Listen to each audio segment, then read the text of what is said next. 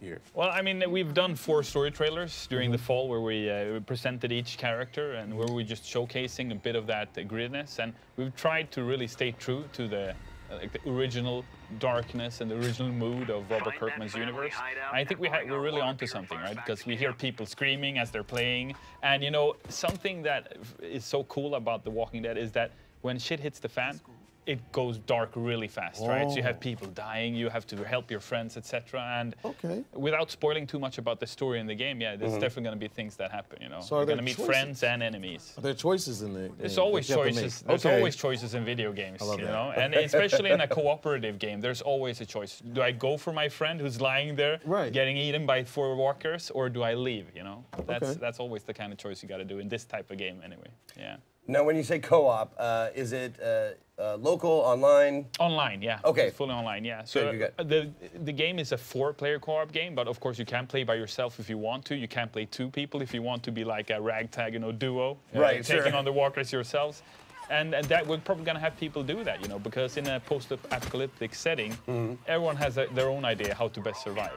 And that's what we want to give players the opportunity to try to explore. Okay, you have 4 unique characters. Do you have any like special skills? Yeah, they do. Yeah. So it's an action game, but making games, we also love making games for hardcore players who love to, you know, change skill trees and try different weapons that have different damage outputs, etc. And it being a 4-player game, you can combine, right? So you go full-out tank with Aiden, you know, the architect who favors the baseball bat. So we have you in the front lines, whereas you would go maybe with Grant, pick the sniper rifle, scout the area, the tactician of the group. I actually think you kind of nailed it. Yeah. Like I would make him go in front, and I'd be in back shooting people. Yeah. Go kill that walker. Yeah, good job. You're doing great. I'm you know, encouraging him. And I could be Maya. I could be the medic. So Maya is a surgeon. Yeah. So I could heal you guys up when everything's over. Yeah. So I'll be hiding somewhere, going like, are they dead yet? Are the walkers gone? And then I go sort things out. So you speak about it. Well, survival is obviously a big thing when it comes to zombies. What about crafting?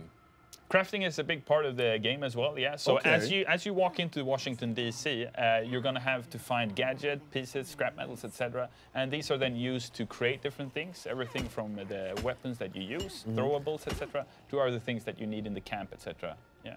Oh, okay. So I see, like, it looks like kind of a...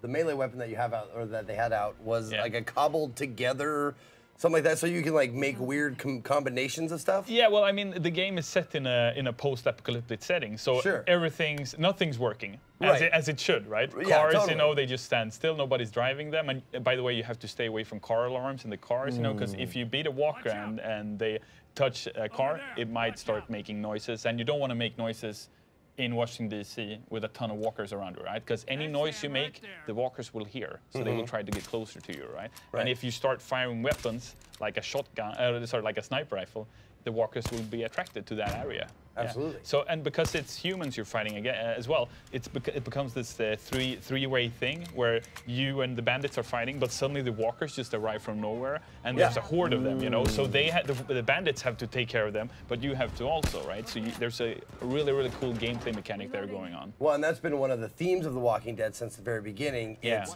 fear the dead, you know, kill the humans. You know, it's like the humans are the real threat. The other people you meet. Exactly. And if you're a big comic book fan, you know, as a comic book reader, that the humans at the end of the day they're monsters. Yeah. And the family stealing your only opportunity to get clean water. It's not that nice of a thing to do, right?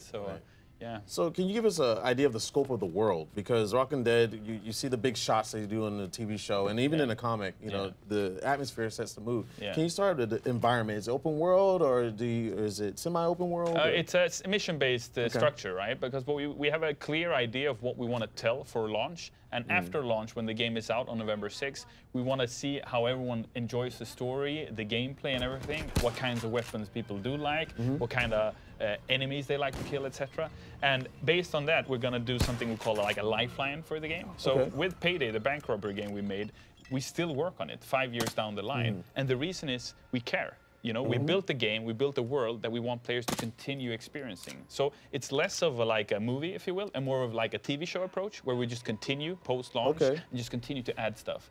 Payday 2 was released 5 years ago. 190 updates later, we still are doing stuff with the game. Yeah. That's our ambition for this game too. Imagine a first-person co-op shooter within the Walking Dead universe, where you can just continue to get new storylines, where you can, as part of the community, be part of the experience and have opinions about groups we meet, playable characters, and be a part of that, and be able to say, I want to play as Negan, or where's Rick, or start petitions online or whatever. Because we're totally into that, and that we've shown that, and we've proven that already with Payday. So we're in a super, super good position, I think, as developers, to really give the gamers something where we together can shape it in any way, we form. So hypothetically, you go, not dark enough. Well, let's do that then. Let's make it darker. Let's make it grittier. Let's kill someone off or whatever. It's up to us, together with Robert Kirkman, of course, as well, because we want to make sure he's on, before we do anything weird. But yeah, that's the beauty of it. So yeah, a great opportunity for anyone who's into Walking Dead to just jump in and kill some walkers. Now you said it's mission based. How does is there a storyline that progresses? Yes. There is. Okay. Yeah, there is. Okay. Yeah.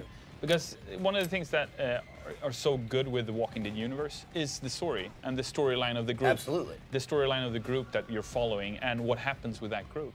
So there is a storyline that we are following, and without spoiling too much, some of it can be experienced here at E3 as you play the mission that is available here. Okay. And obviously the rest will be available as we come closer to launch and when people get to play it themselves. And when you say gets closer to launch, all I could see